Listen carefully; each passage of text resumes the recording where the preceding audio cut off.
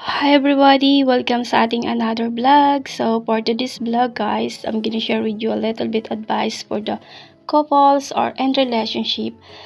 Hope na makatulong sa inyo ang advice ko nito. And guys, don't forget to like, comment, and share.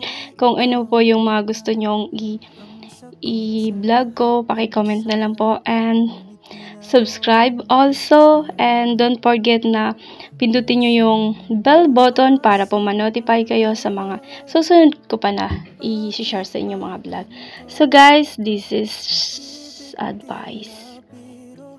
So kapag nasa isang relationship tayo,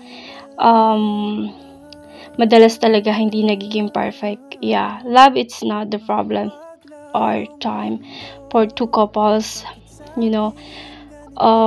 kailangan talaga, there's a lot of responsibilities, like study or personal struggle can make it difficult to spend time together. Pero huwag natin kakalimutan na sana kahit gaano pa tayo ka-busy sa isa't isa or ka-busy sa mga work natin or kung ano pa man yung mga responsibilities natin, lagi nating uunahin pa rin yung mga partner natin or relationship, yung ganun. So, kasi kapag hindi natin yun na maintain, katulad na lang po ng garden, kapag hindi natin sila nalalagyan ng tubig na may mga halaman, kumbaga kahit gaano ka beautiful and nag-i-slow drying up sila, 'di ba? So the most important step is to keep communication alive even if you can't be physically together. Yeah, let your partner know that they are in your truth or small gesture such as sending good morning or text sharing sometimes funny from your day, yung mga ganon, or leaving voice message. Alam nyo, yung maliit na ginagawa natin, na maliit na efforts is napakalaki na yon sa kung ano yung expectation yung mga partner natin. Never naman talaga sila nag-expect ng kahit ano, ng malaki or maliit. They are already appreciated.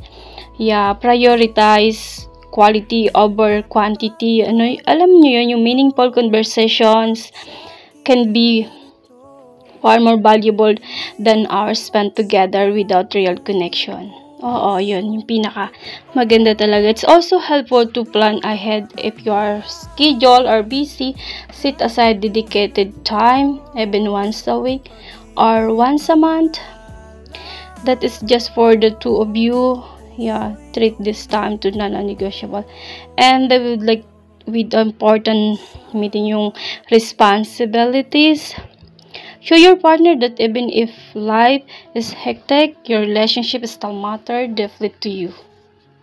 Yeah, and last guys, try to be patient with each other. Life won't always allow for constant closeness.